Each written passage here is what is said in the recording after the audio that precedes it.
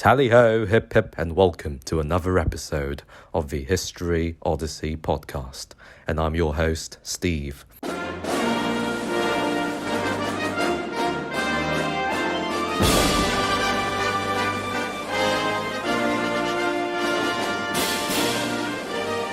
has been quite a while, hasn't it, since you last heard from me, but I hope that my mate, Mr. Jack, has been keeping you busy and interested with his fascinating content on the history of terrorism and this ideology's implications on our modern world, as described by author Yuval Noah Harari in his work 21 Lessons for the 21st Century. Well, in this video, we will be looking at a much more light-hearted and gentler topic, might I say, as far as linguistic history is concerned. Now, there's been an elephant in the room, I suppose, that I have not addressed throughout my few podcast episodes. That is my distinctively British accent, and I figured this episode would be a nice opportunity for me to talk about not only my accent, but also a subject which is also very dear to my heart, the English language, and specifically the English language's role as a lingua franca in our world. Now, this is also an episode generally on Britain's influence on our world, I suppose. During the last few weeks, you may have witnessed an event known as the Platinum Jubilee. This was an event marking the 70th anniversary of Her Majesty, the Queen Elizabeth II's reign on the throne of Great Britain and her Commonwealth realms and dependencies.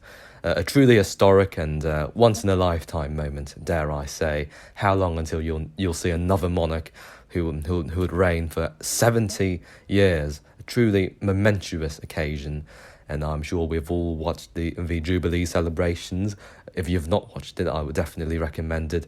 Seeing Paddington Bear messing around with Her Majesty, drinking all of her tea and coming to the revelation that she had always carried a marmalade sandwich in her company, just in case. And of course, watching Prince Charles' emotional speech to Mummy, and seeing Queen perform We Will Rock You with the Queen's Guards in front of the Queen's residence in Buckingham Palace in honour of the Queen.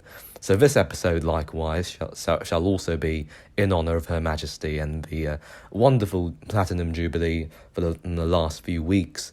Anyhow, here is a history of English as a lingua franca, and as a bonus, why I chose to sport a British accent as my preferred dialect of English. Let's go and learn. Now, first of all, what is a lingua franca? Well, if we were to look at the definition provided by the Cambridge Dictionary, a lingua franca is a language used for communication between groups of people who speak different languages. It is also synonymous with terms such as bridge language, common language, trade language, auxiliary language, vehicular language, or link language. Now, lingua franca, in its literal definition, means Frankish tongue, and the word itself isn't actually an English term at all. It is in Latin, lingua franca, and it describes the Frankish tongue, also known as French. So it is important to note that English isn't always the lingua franca, obviously. In fact, it is a relatively new language if we were to compare it to other well-established languages across the world, such as Sanskrit or Chinese or Latin, the language which produced the term lingua franca itself. And throughout history, each region and areas around the world had their own lingua francas. It wasn't until the elevated levels of globalization which we witness today that a well-established international lingua franca, global lingua franca, was established, first in the form of French and later in English. For example, in the Middle East during classical antiquity and during the ancient times, in the times of Jesus, Akkadian, then Aramaic were the lingua francas of that region. Sanskrit was also the lingua franca of Southern Asia and the Indian subcontinent in particular. Classical Chinese was the lingua franca for East Asia, for Japan for a while, and also Vietnam when it was under Chinese occupation throughout most of its early history. Koine Greek was the lingua franca for the Hellenistic world, or the Greek world, and Latin, of course, was the prominent lingua franca of Europe, since it became the dominant language in Italia, and subsequently the language of Italia's most dominant power, the Roman Empire, which went on to conquer the entire Mediterranean world. And after the empire's collapse, Latin remained a prominent language due to its tie to the Roman Catholic Church, which was the dominant church in medieval Europe. And of course, in the Silk Road, the main facilitation of the travel and trade between the West and the East, and during most of history, Sogdian was a lingua franca, etc. and etc. So it is important to note that to look at the history of English's rise as a lingua franca, one must limit the scope to Europe, since English did not have much of an influence outside of Europe during its early history. Now, it would not be controversial to make the assertion that throughout most of history, England and the British Isles was considered a backwater, an essentially irrelevant and second-class region in European history and culture.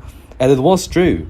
The Romans didn't really hold the British Isles in high regard at all. They did invade it, and it took a lot of resources to maintain. But Britain provided little in the means of resources, in culture, or in population to the Roman Empire. Later on, the British Isles would be invaded by a wave of barbarians, as they were called by the Romans, in the form of Germanic tribes.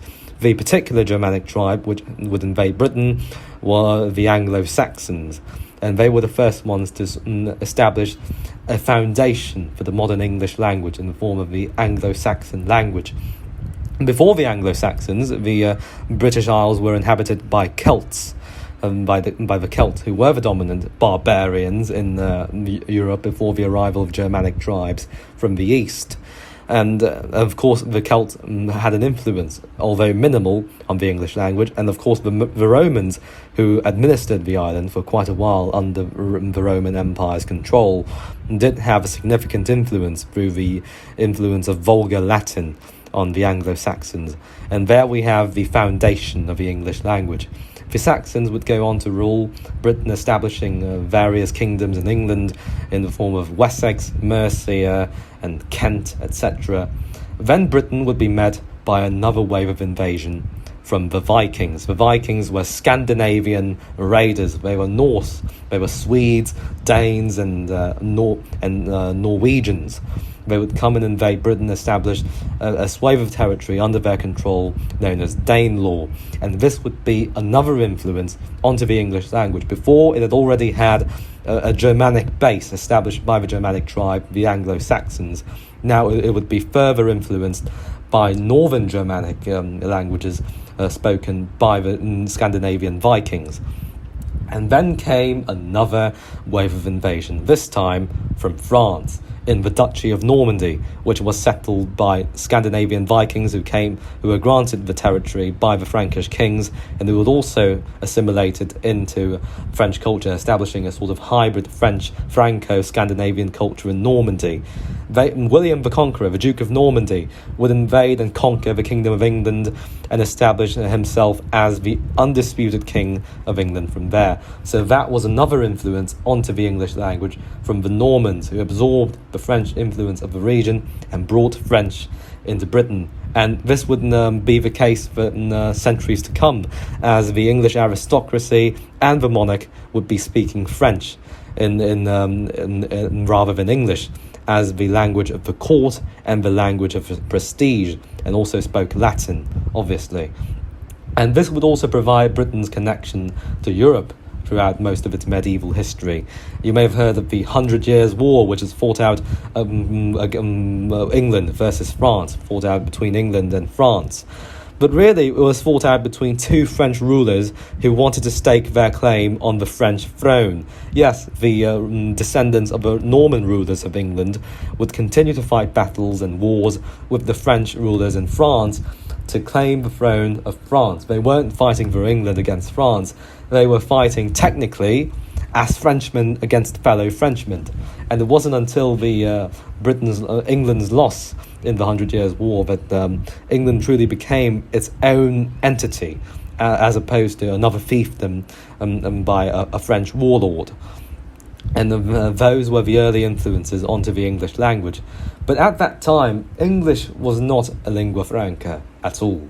And French was rising as a lingua franca, but Latin, the language of the church, and the language of education, since the church were responsible for schools and universities across Europe, was the lingua franca. English wasn't even a preferred language in the realm of England. As I said before, the aristocracy and the king all spoke French, in some cases as their first language, and some of them barely bothered to learn English. And the court the court businesses were conducted in French. So English wasn't even a prestigious language in England itself. And it wasn't until the French rulers of England, the Norman rulers, lost their territories in mainland France, that they started to assimilate seriously into the culture of the British Isles. And English would then gain some importance among the ruling class in England itself, but it would by no means be a preferred lingua franca in Europe at all. In order for us to reach that stage, we would have to look at the age of imperialism. And even initially, in the age of imperialism, England was not a very successful contender. While Spain and Portugal were establishing colonies in Central America, in Mexico, in Peru, in Argentina, in Colombia and Brazil, Portugal especially was leading the exploration drive around the world, going around the Cape of Africa. Leading the Portuguese navigator led the first circumnavigation of the world. The Portuguese were establishing trade ties in India, in the Middle East, in the Indonesian archipelago, where the spice trade was especially lucrative, and they were one of the first merchants to reach Japan and to conduct trade in China via sea.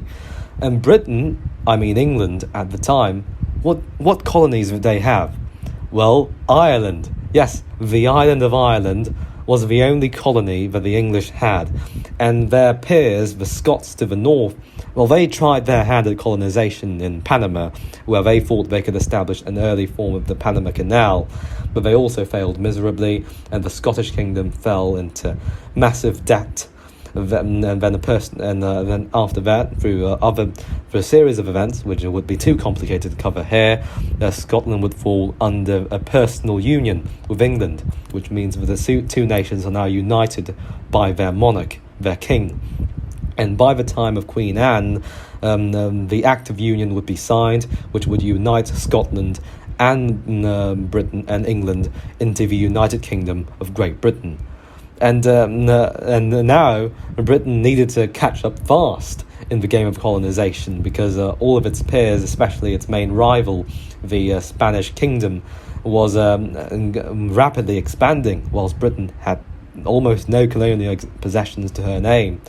So the first port of call for the British was North America, where there was much colonization to be done, as the Spanish were focusing on maintaining their empire in Mexico and in Peru, the more profitable and lucrative areas of the Americas. So we all know the famous expeditions to Jamestown and to Plymouth by English colonists, in fact persecuted religious minorities in Britain, and thus they would establish the 13 American colonies and also the Canadian colonies, spearheaded by the Hudson Bay Company, which were responsible for the fur trade in North America. And then Britain would also try to compete with Portugal in India and in the Indonesian archipelago and in Malaya especially, through a charter company, the infamous English East India Company. This company would be the main drive for British expansion in the East, since, as we know through its history, it would go on to take over the entire subcontinent of India, and it would kick out the Portuguese in Malaya, establishing British colonies in Singapore, and of course it would conduct trade in China and other regions. So that was really the first major successes in British colonialism, and so the English language was also brought through missionaries who spread the faith and the word of God. And of course, administration was conducted in English whenever possible, since in India there were dozens of indigenous languages. It would be impossible to find a common ground.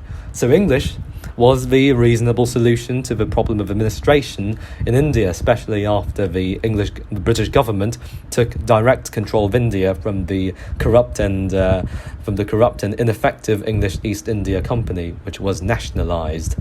And whilst Britain's colonial history would go on further, I won't go into the particular details, but they would eventually lose their colonies, actually, in America, in the 13 colonies in the American War of Independence. But this was not the end. They would go on to gain colonies in the Caribbean. They would take South Africa from the Dutch and continue their drive into Africa. And they would, of course, take Egypt from the Ottomans and expand their outpost in Africa, in Sierra Leone, in Ghana, in Nigeria, into proper crown colonies. And in the Congress of Berlin, Britain took the lion's share of colonies in the African continent. And after World War I, they would take the German colonies in Tanganyika, thus connecting their colonies from Cape Town all the way to Jerusalem in the League of Nations mandate, which was handed to them to take control of Palestine and Jordan.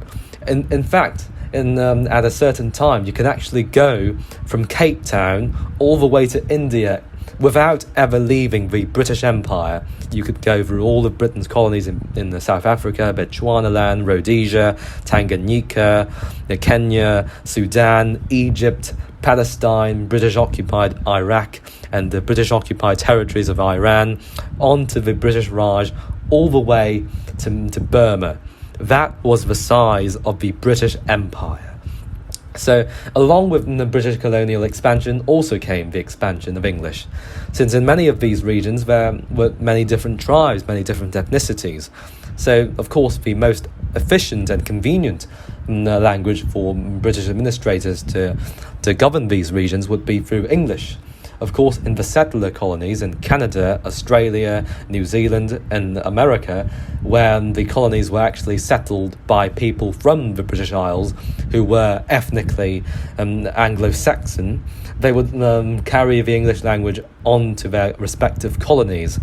And in countries such as South Africa, we had an interesting occasion where English and Dutch were the lingua francas, but generally English was the official language of the empire, the language of administration, and the language of prestige. If any civilized natives ever deigned to achieve civilization, they ought to learn the English language, as the British colonists would say at the time. So we can see that with colonial expansion, English would also spread throughout the world and would gain its status as a lingua franca. But then again, there were also other colonial empires, and they had their own lingua francas. The Spaniards, obviously, despite their losses in colonies, massive losses, as all of their colonies gained independence in the Americas. And the French, they also had their own empire. So how did English outmatch the French and Spanish languages to gain the top spot as the lingua franca of the world? Well, here, and next stop is how English became the lingua franca of the world through diplomacy. And of course with the help of Uncle Sam, Britain's breakaway nation, but also its loyal son in terms of spreading the British language, the English language. Now, as I said before, there were also other competing lingua francas from Europe due to the rapid rate of expansion by European colonial imperialist nations. The French had a huge empire, which was the second largest empire at the time compared to Britain, and they were also the main rivals to British imperialism. Spain, despite losing most of its colonies, all of the successor nations to the Spanish captaincies and viceroyalties in the Americas would also retain the Spanish language. So why did English outmatch all of these fearsome competitors? Well, it was through diplomacy.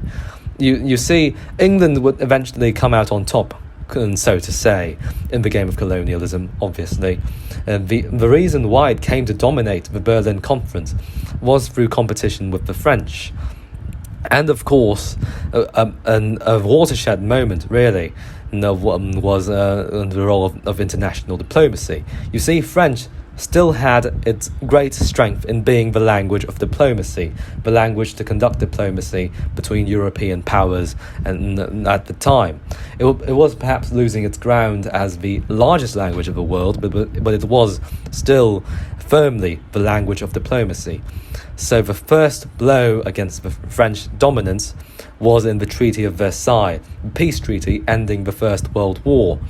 The Treaty of Versailles was written in English. Yes, it was written in English.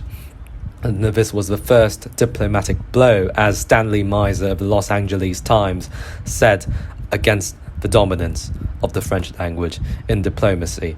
And of course, after World War I, we would see the rise of a second English-speaking nation that would eventually overtake the United Kingdom, the United States of America.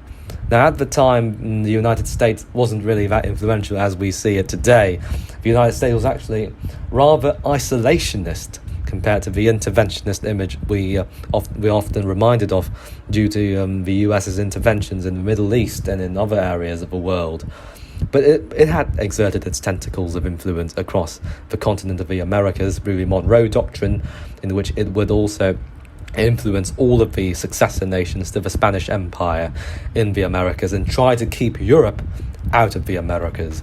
As such, diplomacy between the American nations with the United States was conducted in English, of course.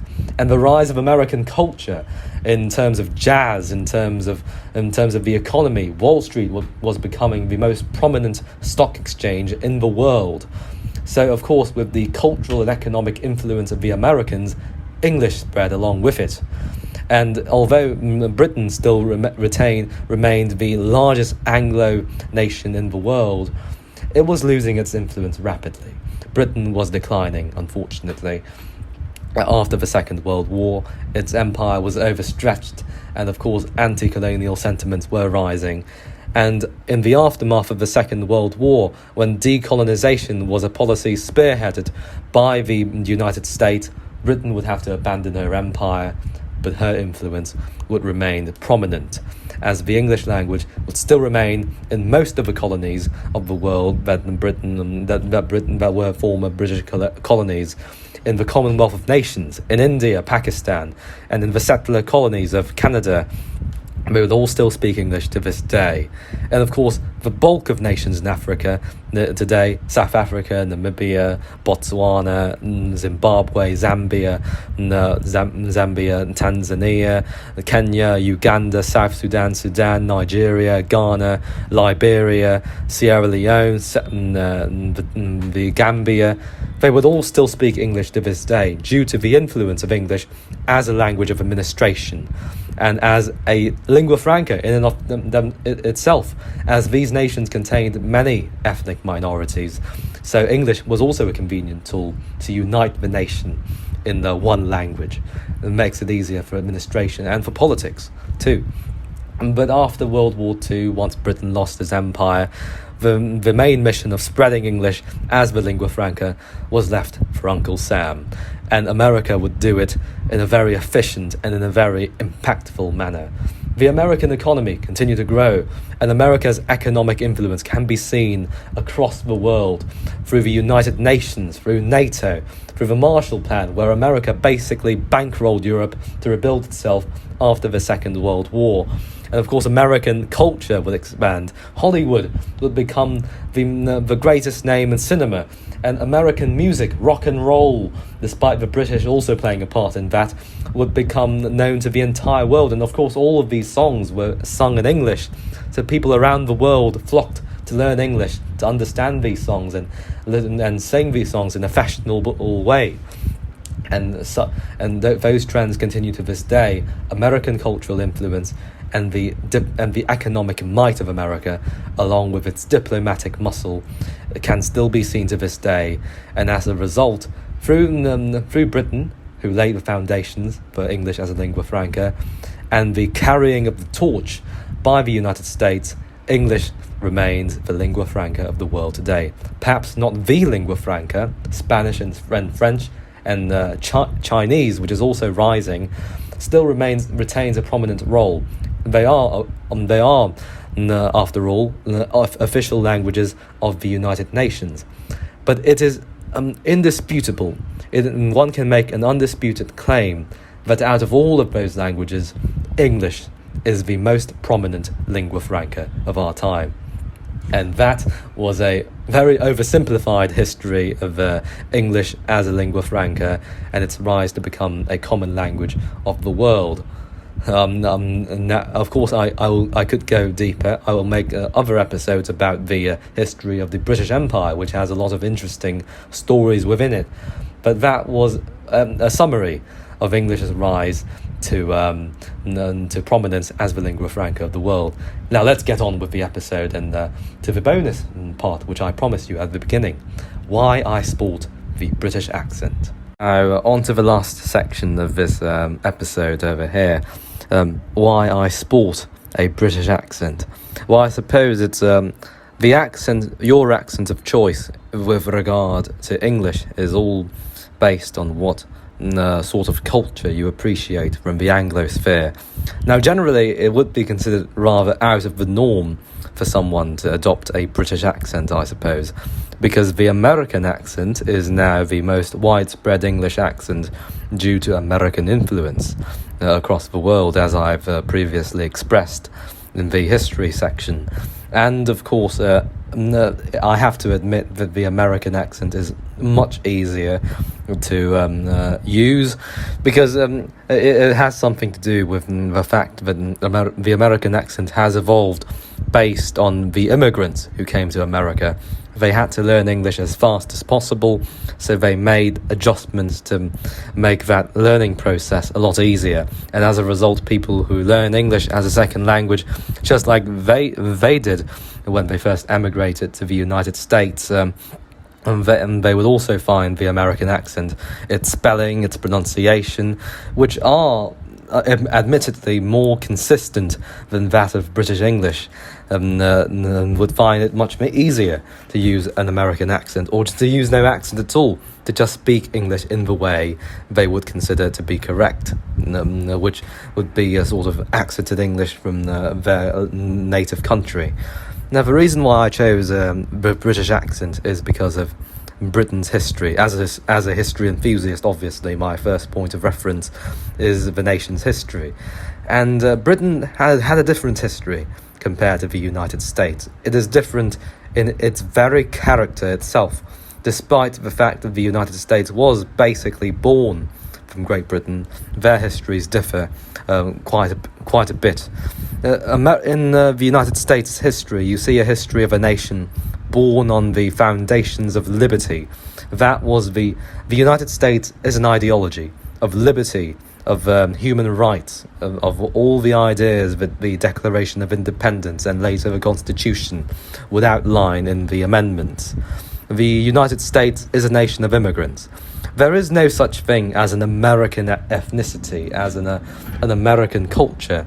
It's a great melting pot, the great American melting pot of immigrants from Germany, from Ireland, from France, from all the European nations, from Eastern Europe, from Asian nations, from the Hispanic minorities in the former territories of the Mexican Empire, which in turn originated from the Spanish Empire.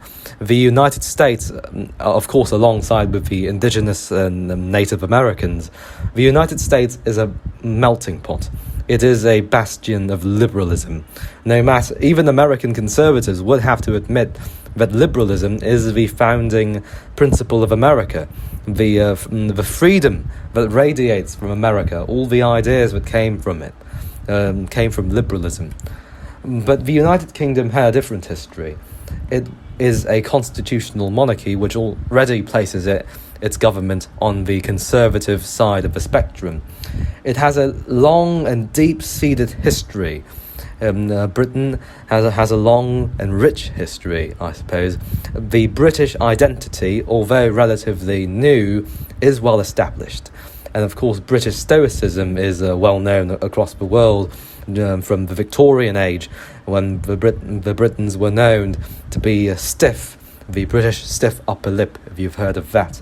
They were known to be stiff, to restrain their emotions, to be not particularly expressive when it comes to emotional matters, as they must restrain themselves and retain their composure on all occasions. And the British are generally, I suppose British history is generally more conservative, if one were to characterise it as such, with the aristocracy still holding a prominent role all the way into the 20th century, whereas America was a fledgling democracy with democratic institutions. Britain was a much more conservative nation. That was why revolution never arrived to Britain, as opposed to other European nations.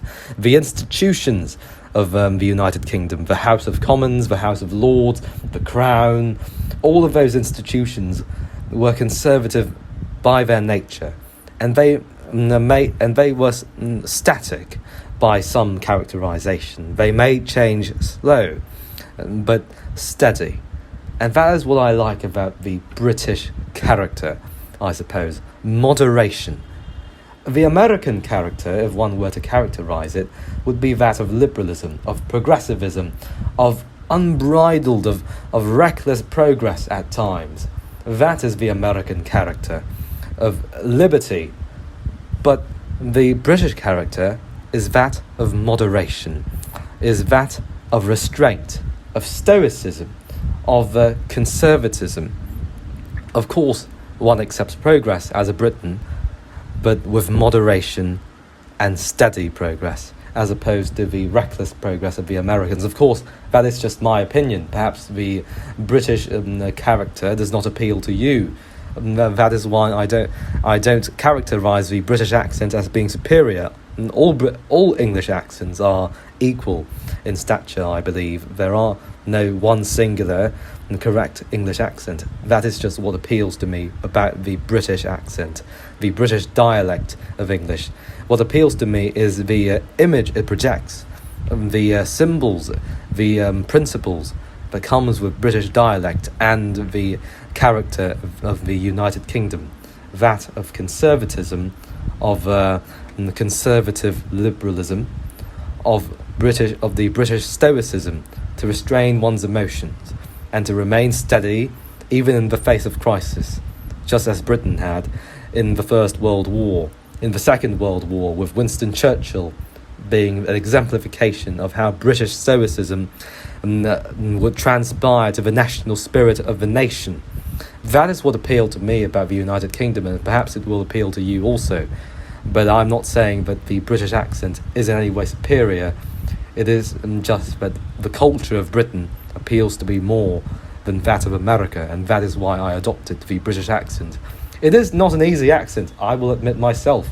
Sometimes things are arbitrary, they're inconsistent, and words are infamously not spelled the way they are pronounced.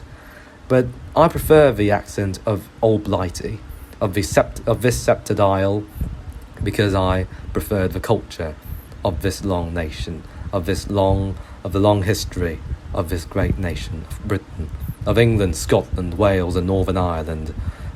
That is why I prefer the British accent, and perhaps you will too. In conclusion, in this episode we learned about the fascinating history of English as a lingua franca and its rise to prominence via the vehicles of British imperialism and later on its successor, American neo-imperialism. And I also expressed my reasons for using the British dialect of the English language as my preferred dialect of choice. And to summarise my argument in that regard, I shall quote William Shakespeare's Richard III. This royal throne of kings, this sceptred isle, this earth of majesty, this seat of Mars, this other Eden, demi-paradise, this fortress built by nature for herself against infection and the hand of war, this happy breed of men, this little world, this precious stone set in a silver sea, which serves it in the office of a wall, or as a moat defensive to a house, against the envy of less happier lands. This blessed plot, this earth, this realm, this England. And if Shakespeare had lived to this day, he would have said, this United Kingdom.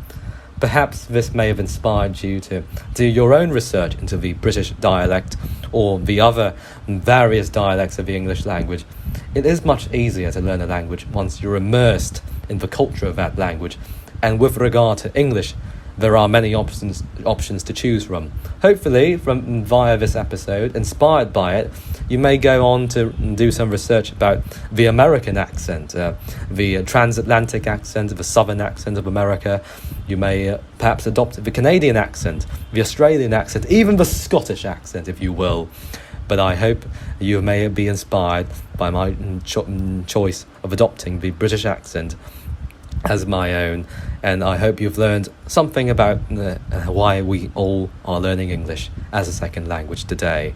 And I wish you all a very good day whenever you're listening to this podcast. Good morning, good afternoon, and good evening. This is Steve signing off.